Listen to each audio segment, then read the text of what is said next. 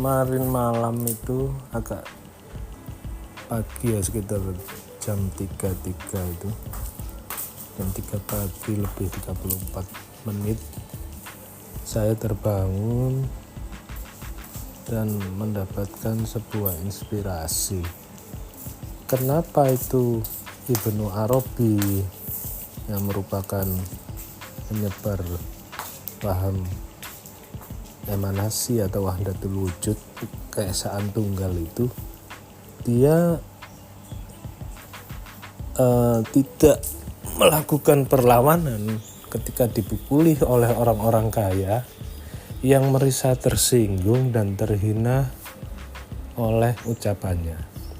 Jadi ceritanya begini, ketika beliau berjalan di jalan dan kemudian bertemu dengan orang-orang kaya itu, nah orang-orang kaya itu berusaha meledek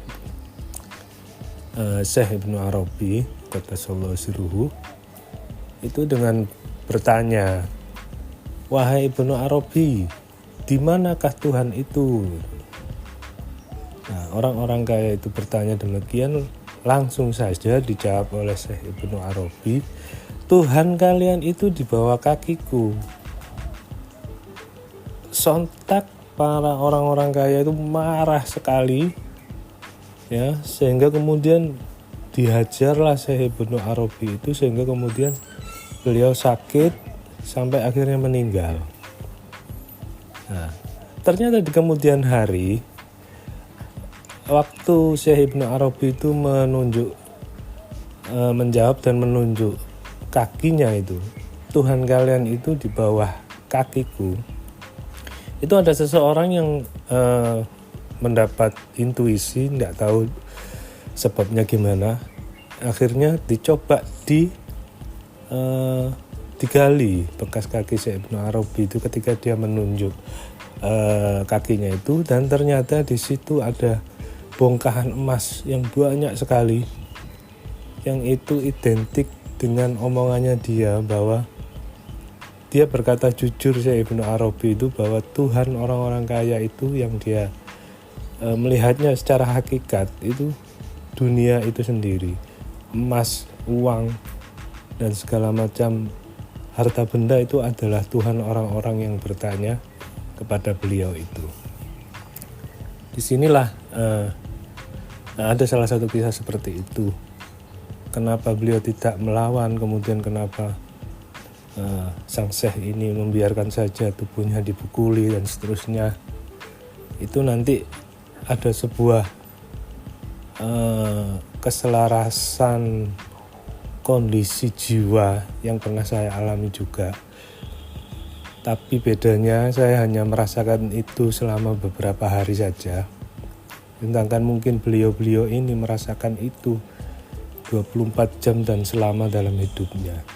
Kondisi rohani layinul wadi' yang merupakan bagian daripada alam yasa'ni ardi wala sama'i wa wasi'anil qalbil mu'min layinul wadi', itu hadis kutsinya.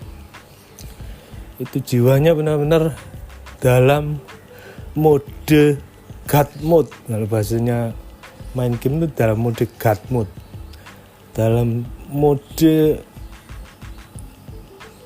kelembutan yang luar biasa dan menyatu dengan alam dan penciptanya itu.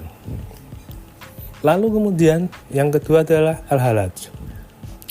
Ketika dia dihukum pancung dan kemudian meninggal tanpa melakukan perlawanan, sampai kemudian bahkan ketika dia darahnya ketika mengalir itu membentuk lafaz Allah itu, sungai yang di belakang lokasi pembunuhannya itu mau banjir itu, dia malah sempat berpesan, "Tolong lemparkan jubahku ini supaya tidak terjadi bencana karena banjir." Jadi dia tidak ada rasa sama sekali benci dan dendam. Dalam arti hatinya benar-benar bebas dari sifat dengki dan kemarahan gitu. Kondisi yang benar-benar kalau dalam bahasa game itu God mode, benar-benar qalbun salim gitu. Jadi egonya itu tidak ada. sehingga kemudian yang keluar dari mulutnya itu adalah ekspresi dari suara rohaninya, ruhnya yang berbicara itu. Sedangkan ruh itu hakikatnya wa nafakhtu mir ruhi faqa'ulahu sajidin. Hakikat daripada ruh manusia itu adalah nafas Tuhan. Jadi penggambarannya itu mungkin bisa dianalogikan dengan kondisi Rasulullah SAW yang begitu lembut hatinya, yang tidak memiliki kebencian dan dendam dalam jiwanya, bahkan terhadap seorang Yahudi yang beliau tiap hari menyuapi dia makan, dan di depan mata beliau sendiri itu menghujat bahwa Nabi ini adalah seorang penyihir, pembohong, dan seterusnya. Atau ketika Nabi dilempari di Thaif dan beliau sama sekali tidak merasa dendam dan benci, itu suasana atau ahwal orang-orang itu, termasuk Syekh Ibnu Arabi, kemudian Al-Halaj, Ki Ageng Pengging, dan seterusnya. Orang-orang seperti ini sudah ibaratnya itu mereka ini sudah, ya saya pernah merasakan kondisi seperti itu, dan memang walaupun dibunuh dia tidak akan dendam, tidak akan benci, tidak ada punya rasa sakit hati walaupun dibunuh sekalipun. Dan itu saya pernah merasakan suasana seperti itu selesai suluk pertama. Itu benar-benar luar biasa. Sehingga kemudian terlintas di pikiran saya waktu itu, usai suluk itu, kalau kau ditampar pipi kiri maka berikan pipi kananmu. Itu memang bagaimana ya, saking lembutnya hati karena tidak ada dendam dan benci di dalam jiwanya, sehingga walaupun dizalimi, disakiti, dia tetap tidak menaruh dendam dan benci. Nggak tahu kenapa gitu. Saya sendiri juga tidak paham kenapa waktu itu bisa mengalami kondisi seperti itu. Namun akhirnya saya bisa memahami, ternyata mungkin di laboratorium suluk itu kita memang diajarkan zikir puluhan ribu setiap hari guna melembutkan hati gitu. Jadi ada latoif, ada nafi isbat, itu semuanya adalah seperangkat alat atau tool untuk mendisiplinkan hati, atau bisa juga mengurangi, menipiskan ego diri. Jadi sehingga kemudian benar-benar ego itu berkurang drastis gitu loh. Sehingga ahwal rohani yang demikian lembut, demikian demikian suci gitu kan, seperti anak kecil itu. Sama seperti ayahanda guru waktu pernah berfatwa, tidak mungkin kalian masuk surga selama hati kalian belum seperti anak kecil, tidak ada dendam di situ. Nah itu maksudnya, bahwa sebenarnya suluk itu adalah sebuah laboratorium rohani untuk mengurangi adik kuasa ego diri gitu. Sehingga ini sinkron dengan apa yang pernah diomongkan oleh Syekh Ibnu Arabi. Pernah diomongkan itu, la hijabaka illa biwujudika. Jadi tidak ada hijab itu kecuali sebenarnya egomu sendiri. Tuhan itu tidak pernah menghijab kasih sayang dan dirinya dari manusia. Manusia itu sendiri yang menghijab dirinya dengan memelihara dan membesarkan ego dan nafsunya. Sehingga yang dimaksud wahdatul wujud itu sebenarnya kan kesatuan wujud, bahwa segala sesuatu ini awalnya juga dari Tuhan, dan Tuhan juga meliputi segala sesuatu, ya kan. Jadi apapun yang terjadi di bumi ini, walaupun selembar daun jatuh, itu Tuhan juga tahu, dan juga Tuhan meliputi segala sesuatu karena maha halus. Sehingga akhirnya makna dari wahdatul wujud itu sebenarnya kan ibaratnya dunia ini hologram memang sebenarnya. Asal muasalnya dari kalau Stephen Hawking ngomong itu kan dari black hole gitu kan. Nah itu sebenarnya itu hologram saja gitu. Sumber daripada hologram itu ya ada di black hole itu, ada di hakikat ketuhanan itu sendiri yang memang laisa kamitslihi syai'un, tidak bisa diserupakan dengan apapun yang ada di dunia ini. Dan sehingga Nabi Musa pun tidak mampu melihat Tuhan dengan jasmani atau di dunia ini, nggak mungkin, hancur ya. Yang ada makanya diturunkan Nabi dan Rasul supaya energi listrik itu tidak merusak dan tidak overpower gitu kan, sehingga ibaratnya wahdatul wujud kalau dalam bahasa yang pernah saya dengar dari fatwa ayah guru itu, tidak mungkin kabel itu menjadi listrik dan listrik tidak mungkin jadi kabel, tapi kabel tanpa listrik tidak bisa menyalurkan kebaikan gitu kan. Nah, kabel itu ada yang dinamakan wasilah carrier itu. Jadi mursyid-mursyid dalam tarekat itu ibaratnya dia itu tower-tower gitu kan, mancar mereka itu, pasak-pasak bumi. Dan sesungguhnya dunia ini diciptakan untuk mereka-mereka itu. Kalau dari analogi yang disampaikan ayah guru itu, dunia dan isinya ini diciptakan untuk kekasih-kekasih itu, dan kita semuanya ini dompleng sebenarnya, numpang hidup.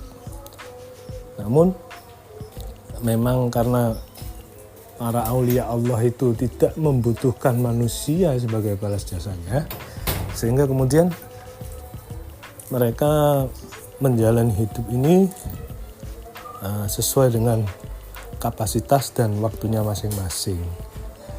Makanya pernah terlintas saya guru itu pernah ngomong, tahankan dengan kalian 40 tahun lagi. Jadi orang-orang yang berzikir itu, yang menyebut asma Allah itu, yang jadi bumper terhadap keberlangsungan dunia dan sekitarnya. Tidak kukiamatkan di dunia ini selama masih ada yang menyebut nama Allah itu. Sesuai dengan hadisnya seperti itu.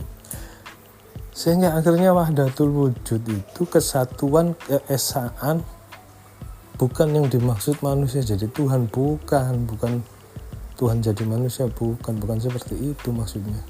Paham seperti itu salah kaprah, salah paham. Jadi dalam konteks apa yang disampaikan oleh Syekh Ibnu Arabi itu, bahwa sebenarnya segala sesuatu itu berasal dari satu, Bhinneka Tunggal Ika.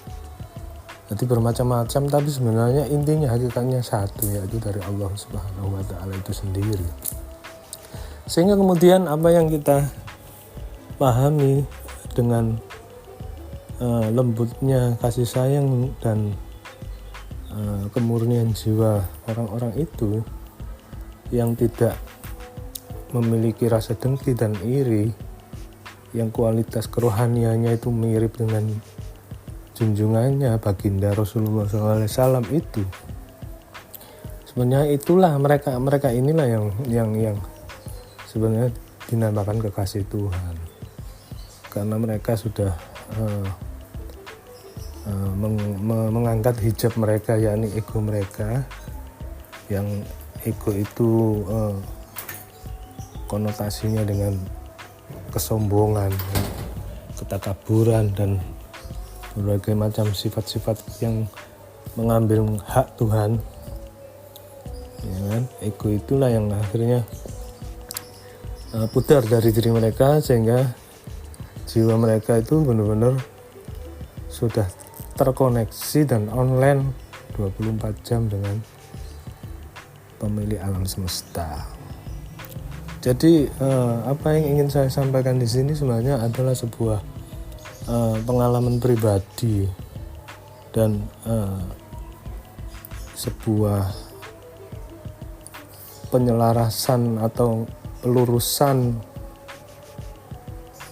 logika, bahwa kenapa orang-orang seperti Syekh Ibnu Arabi, kemudian Al-Halaj, Ki Ageng Pengging, Siti Jenar, dan seterusnya itu, mereka rela saja ketika kematian itu menghampiri mereka gitu. Dan karena mereka sebenarnya sudah bagi mereka kematian itu adalah pintu bertemu dengan kekasihnya gitu. Dan mereka sudah menjalani kehidupan ini sesuai dengan intuisi dan arahan-arahan langsung dari penciptanya. Jadi ini yang ingin saya garis bawahi, bahwa kalau ilmuwan fisika seperti Stephen Hawking, kemudian penemu Matsumoto itu, profesor Jepang yang menemukan Tuhan di dalam air, riset air. Nah, sedangkan ahli toreko, orang-orang sufi ini menemukan Tuhan dengan cara bersuluk.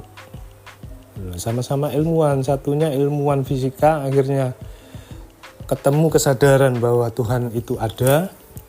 Sedangkan di tarekat itu mereka menemukan Tuhan dengan menutup mata dan berzikir dalam suluk yang dilakukannya.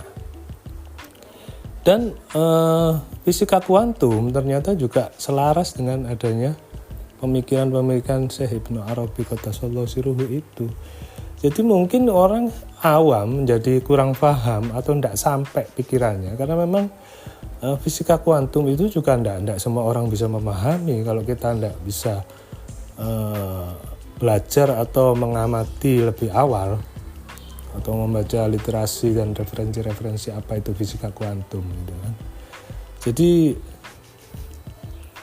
pemikiran daripada Syekh Ibnu Arabi itu jauh melampaui zamannya.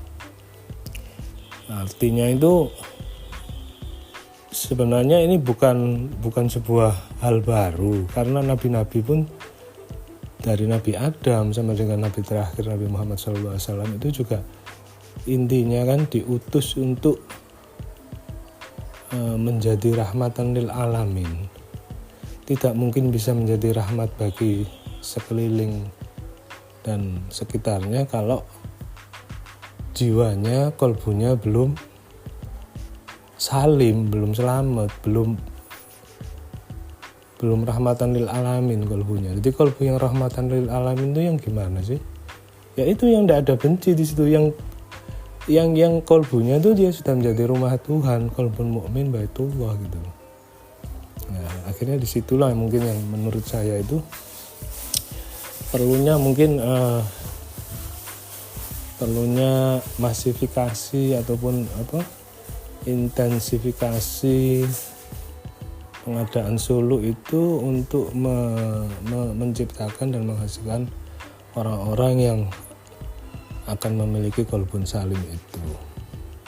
Namun memang la ikraha fiddin, orang tidak mungkin dipaksa ikut suluk.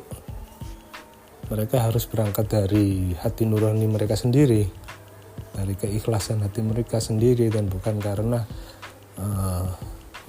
ingin apa-apa, hanya mencari keridhaan Tuhan semata. Karena ada satu adab mau ikut suluk itu salah satunya itikadnya adalah berangkat mati.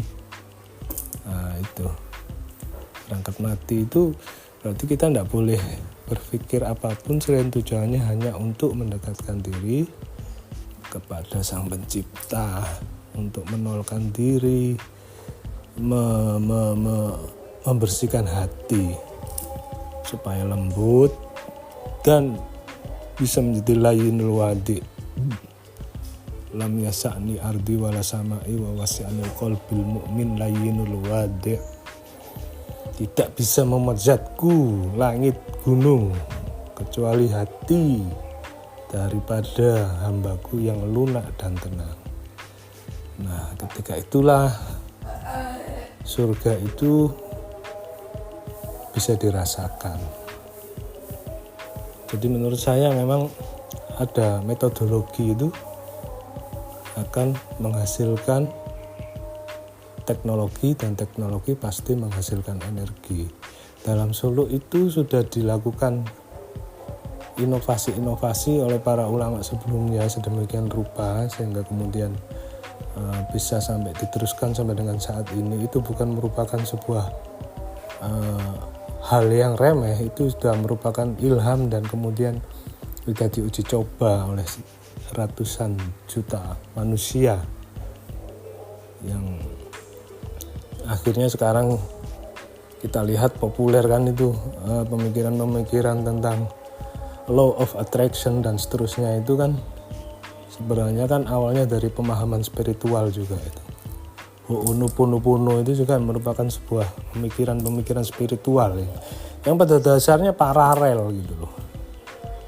Yang mungkin leluhur mereka itu juga menemukannya dari ilham-ilham yang juga berasal dari Tuhan pada intinya. Bahwa sebenarnya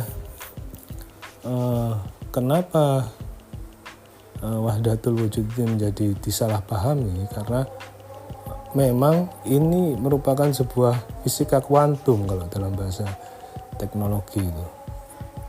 Jadi kalau kurang paham memang akan membingungkan dan malah salah paham. Namun cerdasnya para ulama dulu itu untuk mengenali Tuhan itu cukup dilakukan saja melalui suluk tadi. Dilakukan dengan benar, tidak pernah batal wudu, dan beberapa adab-adab yang ada di dalamnya itu ketika dilaksanakan dengan benar maka hasilnya akan luar biasa. Itu saja apa yang bisa saya sampaikan sebagai catatan suara ini. Semoga bisa bermanfaat bagi diri saya sendiri dan juga yang mendengarkan. Terima kasih.